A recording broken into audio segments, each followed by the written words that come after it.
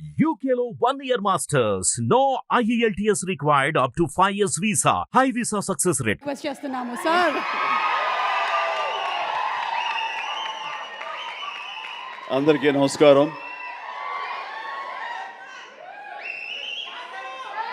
కొన్ని ఫంక్షన్స్కి రావటానికి ఎంతో ఉత్సాహంగా ఉంటుంది. వాళ్ళు పెద్దవాళ్ళ చిన్నవాళ్ళ ఎలాంటి వాళ్ళని నేను చూడనది. ప్రేమతో పిలిస్తే కనుక ఎస్ వస్తున్నానే అంటుంది. నాకు ప్రేమ కావాలి, అభిమానం కావాలి. అలాంటిది ఇక్కడ అభిమానం నాకు చాలా నిండుగా మెండుగా లభిస్తుండటంలో చూస్తున్నారుగా. ఇక్కడ ప్రతి ఒక్కళ్ళు అంత ప్రేమ కురిపిస్తుంటే ఇది ఆస్వాదించడానికి నేను వచ్చినందుకు నాకు చాలా చాలా సంతోషంగా ఉంది. అండ్ ఈ రోజున మీతో పాటు ఇలా షేర్ చేసుకోవటం అండ్ ఇక్కడ మీరు ఇంత ఉత్సాహంగా వచ్చి ఈ ఫంక్షన్ని ఇంత వైబ్రెంట్గా ఇంత ఉత్సాహంగా ఇది జరగడానికి కారణమైనటువంటి మీ అందరికీ కూడా నా మనస్ఫూర్తిగా నా సంతోషాన్ని అభినందనలు తెలియజేస్తున్నాను. మొన్న పాండమిక్ కోవిడ్ సమయంలో అది ప్రపంచంలో చాలా వ్యవస్థల్ని చాలా రంగాల్ని అతలాకుతలం చేసింది, కన్ఫ్యూజ్లో పెట్టేసింది, భవిష్యత్ ఏమిటో తెలియని అగమ్య గోచరంలో పెట్టింది. అలాంటి పరిస్థితిలో సినిమా రంగం కూడా ఏమైపోతుంది అనే ఒక డోలాయమాన పరిస్థితిలో ఉన్నప్పుడు చూస్తే నిజంగానే అందరూ ఓటీటీలకి అలవాటు పడిపోయారు. అది భాషలకు సంబంధం లేకుండా ఏ భాషా చిత్రాలు సరి చూసి వాళ్ళకి ఎక్స్పోజర్ చాలా ఎక్కువ వచ్చేసింది. ఇలాంటి వాళ్ళకి ఏ సినిమాలు తీసి మనం సాటిస్ఫై చేయగలం, ఇలాంటి వాళ్ళని మనం సంతృప్తి పరచగలమా అనేది ఎప్పుడూ ఒక రకంగా మీమాంసలు ఉంటుండేవాడు.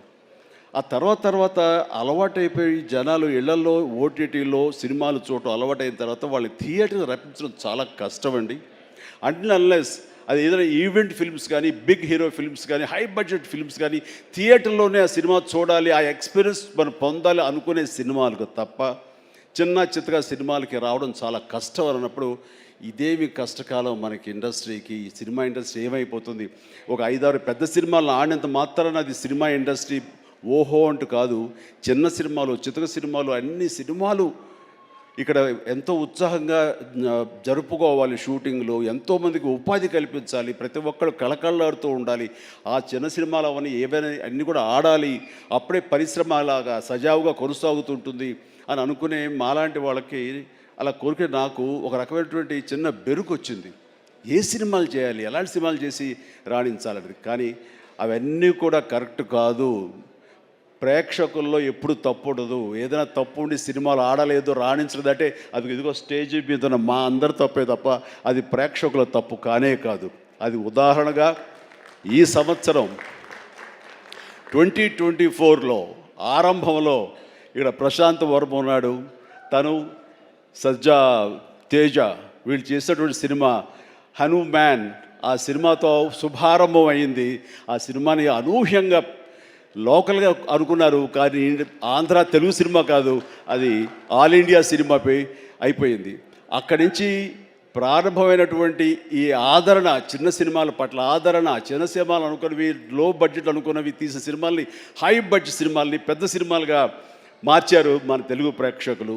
అది అందులో దాని తర్వాత వచ్చినటువంటి మన వరుస సినిమాలు, నాకు పేరు వరుస గుర్తు రావట్లేదు, కానీ చాలా సినిమాలు అంటే నీహారిక తీసిన కమిటీ కుర్రవాళ్ళు కానివ్వండి, ఆ తర్వాత మన సిద్ధు జొల్లగడ్డ చేసినటువంటి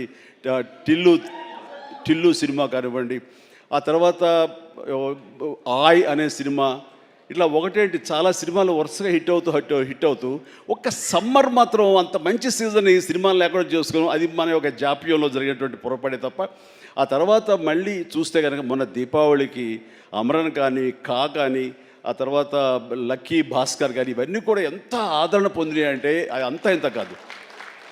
వీటి వెనకాల ఎవరు పెద్ద పెద్ద డైరెక్టర్స్ ఎవరు లేరు, పెద్ద పెద్ద యాక్టర్లు ఎవరు లేరు.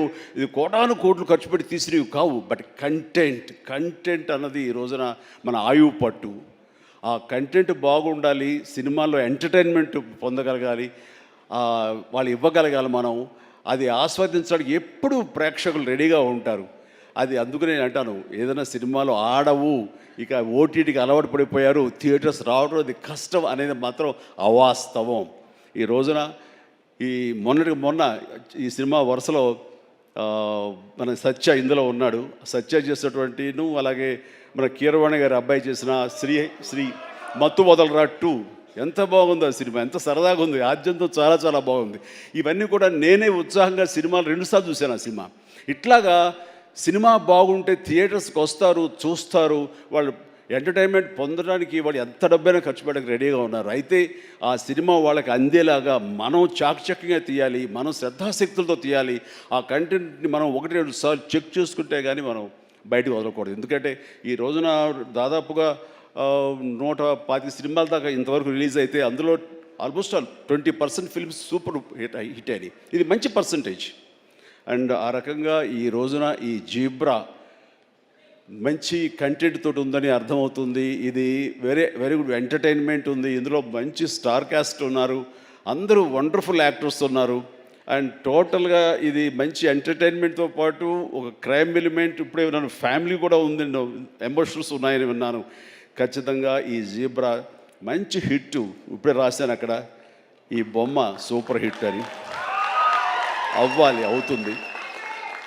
అండ్ ఎందుకంటే ఇందులో నాకు కావలసినటువంటి నా మనుషులు అయితే ఏంటంటావు ఇప్పుడు, అదే అది కాదురా, నువ్వు వచ్చే వైజాగ్ నుంచి సంతోషమే, మరి బొమ్మలు నువ్వు వైజాగ్లో ఆడించాలి. అది అదే అలా బలోడువే. మన హీరోది కూడా అదే ఊరే. కూర్చోరా కాసేపు.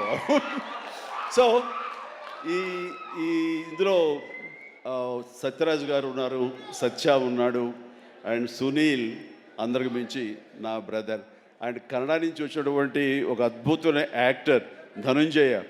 ఆయన గురించి నేను విన్నాను కానీ సినిమాలు చూడటం నాకు చేయలేదు.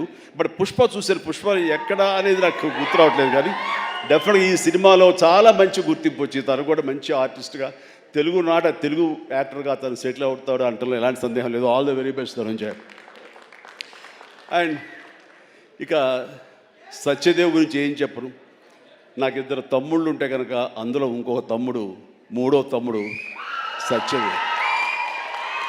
అంతటి ప్రేమని తను చూపించే ప్రేమలో ఎక్కడ కల్మషం ఉండదు. ప్రేమ అందులో నిజాయితీ ఉంటుంది, నిజమైన ఎమోషన్ ఉంటుంది. తను ఇందాక చెప్పినవన్నీ కూడాను అన్ని సత్యాలు. ఎందుకంటే నాకు అతను చూడగానే అతనిలో ఒక స్వచ్ఛత ఉంటుంది సార్, ఆనెస్ట్, సిన్సియర్. అది మాత్రం చాలా అద్భుతం. ఎక్కడ కృతకంగా ఉండదు, ఇంప్రెస్ చేయాలని మాట్లాడడు, అనుకున్నట్టుగా ఎగ్జిబిట్ చేస్తాడు, చెప్తాడు. అది చాలా మనకి మనసుకు హత్తుకుంటుంది. నేను ఫస్ట్ టైం ఈ పాండమిక్లోనే ఒక సినిమా చూసాను. సినిమా పేరు నాకు గుర్తురాట్లేదు. ఏ సినిమా అది? Bluff master. తన నేచర్కి వ్యతిరేకమైన టైటిల్ అది. సో బ్లఫ్ మాస్టర్ అనే సినిమా నేను చూసినప్పుడు ఆ తర్వాత ఇంకో సినిమా కూడా చూశాను వరుసగా. ఎవరి యాక్టర్ చాలా ఇంటెన్సివ్ పెర్ఫార్మెన్స్ చేస్తున్నాడు, టచ్ ఆఫ్ క్లాస్గా ఉంది.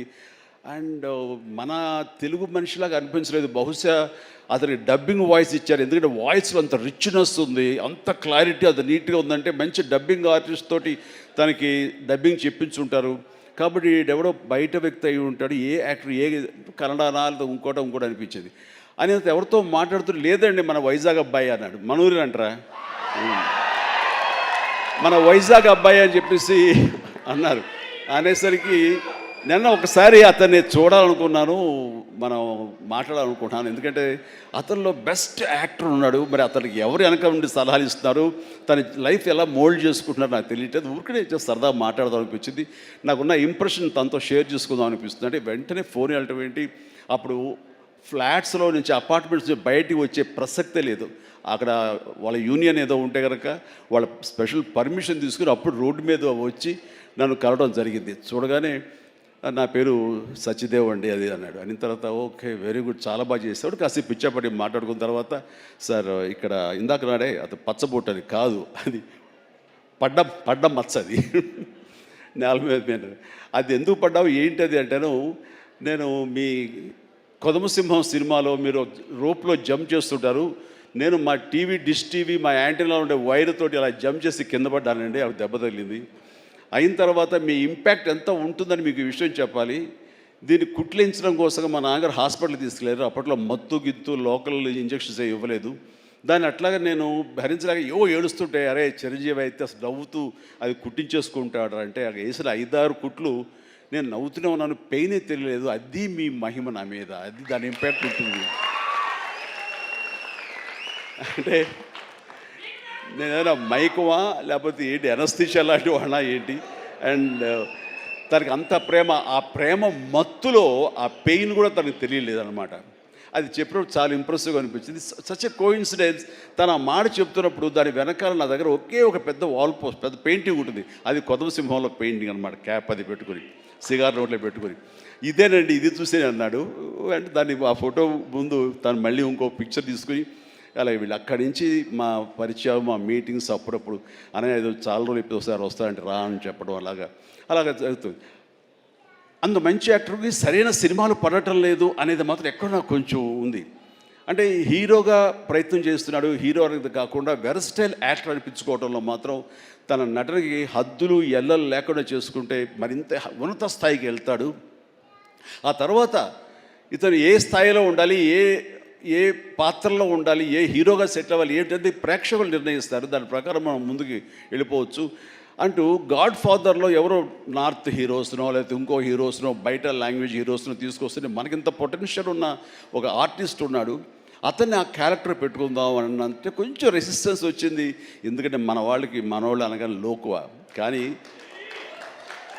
కానీ అతని పొటెన్షియాలిటీ, అతని టాలెంటు, అది ఎలాగా డెలివరీ చేస్తారో తెలిసి నాకు ఐఎమ్ వెరీ మచ్ కాన్ఫిడెంట్ ఆ యొక్క నాకు ఎదురుగా నిలబడే ఆ పాత్రలో చాలా అత్యద్భుతంగా చేయగలడు అని చెప్పేసి ఆ సినిమాలో నేను చెప్పాను కాబట్టి స్ట్రాంగ్గా ఒప్పుకున్నారు. ఇందాక తను చెప్పినట్లుగా తను అంతకంతగా ఆ దాంట్లో రాణించాడు, మెప్పించాడు, ఒప్పించాడు. ద ఫెంటాస్టిక్ పెర్ఫార్మెన్స్ ఇచ్చి ఆ సినిమా అంత ఎత్తుకు వెళ్ళటానికి, ధీటుగా నాకు నిలబడి చేయడానికి తను కారణమయ్యాడు. అలాంటి సత్యదేవ్ నా నమ్మకాన్ని నిలబెట్టాడు. ఇందాక అది ఆ మాట తను అన్నప్పుడు మనస్ఫూర్తిగా దాన్ని నేను ఆహ్వానిస్తున్నాను, ఆస్వాదిస్తున్నాను. అండ్ ఇంకా తనకి ఇంకా ఎంతో మంచి బ్రైట్ ఫ్యూచర్ ఉంది. ఎందుకంటే సత్యదేవ్ లాంటి వెరస్టైల్ యాక్టర్స్ మనకి తెలుగులో కరువైపోయారు. తను పరిధిని లిమిట్ చేసుకోకపోతే, ఎక్స్పాండ్ చేసుకుంటే బోల్డ్ అయిన అవకాశాలు తనకు వస్తాయి నేను చూస్తాను కూడాను. అండ్ అలాంటి ఈ సినిమాలో తను ఒక మాస్ హీరోగా కామెడీ తోటి, చాలా చక్కగా సెటిల్డ్ కామెడీ తోటి, ఒక యాక్షన్ తోటి ఈ సినిమాలో తనకి మంచి భవిష్యత్తు మళ్ళీ ఏర్పడుతుందని నేను భావిస్తున్నాను. అండ్ నా తమ్ముడుగా సత్యదేవ్కి ఆల్ ద వెరీ బెస్ట్ చెప్తూ ఈ సినిమా తనకి అద్భుతమైన విజయం చేకూరాలి. Please God bless really. నిజంగా ఇంకా నేను మరింత ఎత్తులు చూడాలి సత్యదేవ్. చూస్తాను కూడాను. అండ్ ఇక ప్రొడ్యూసర్స్గా ఇద్దరు ద్వయం, మన Dinesh and Bala and Dinesh. And అలాగే వాళ్ళని సపోర్ట్ చేస్తూ ఇక్కడ ప్రస్తుతం ఉన్నటువంటి ఎస్ఎన్ రెడ్డి గారు ఉన్నారు, బిల్డర్. ఆయన కూడా సపోర్ట్గా ఉన్నారు. వీళ్ళందరూ లాభాపేక్షతో కాకుండా ఒక ప్యాషన్తో వాళ్ళు రావటం. సినిమా అంటే ఏం తెలియదు, సినిమా అంటే ఇష్టం కాబట్టి ఆయన కూడా ఓకే అంటే ఆయన ఇందులో కావాల్సినంత బడ్జెట్గా హై బడ్జెట్ అయిందని వింటున్నాను. బట్ దానికి పెట్టడం, దాన్ని ఈ యొక్క Eshwar Karthik director, wonderful director. ఎందుకంటే ఆయన సినిమా పెంగ్విన్ అని తమిళ్లో నేను చూశాను ఆ సినిమాని పాండమిక్ టైంలోనే. And very refined actor, director. ఆయన ఈ సినిమాకు చాలా చక్కగా చేశారని తెలిసింది. అండ్ డెఫినెట్లీ ఆ టీం అందరికీ కూడా అద్భుతమైనటువంటి విజయం ఈ సినిమా చేకూర్చి వాళ్ళకి మరింత పైకి వెళ్ళడానికి ఎంత దోహదపడుతుందని చెప్పేసి నేను మనస్ఫూర్తిగా విష్ చేస్తున్నాను. అండ్ అలాగే హీరోయిన్స్ వాళ్ళకి అంటే ప్రతి ఒక్కరికి, టీంలో ఉన్న ప్రతి ఒక్కరికి నా హృదయపూర్వక అభినందనలు తెలియజేసుకుంటూ నాకు ఈ అవకాశం ఇచ్చేందుకు ధన్యవాదాలు తెలియజేస్తున్నాను. All the very best. గారిని ఒక్కసారి వేదిక మీద ఉండవలసిందిగా రిక్వెస్ట్ చేస్తూ ఆహా శ్రీనివాస్ గారిని కూడా వేదిక మీదకి రావాల్సి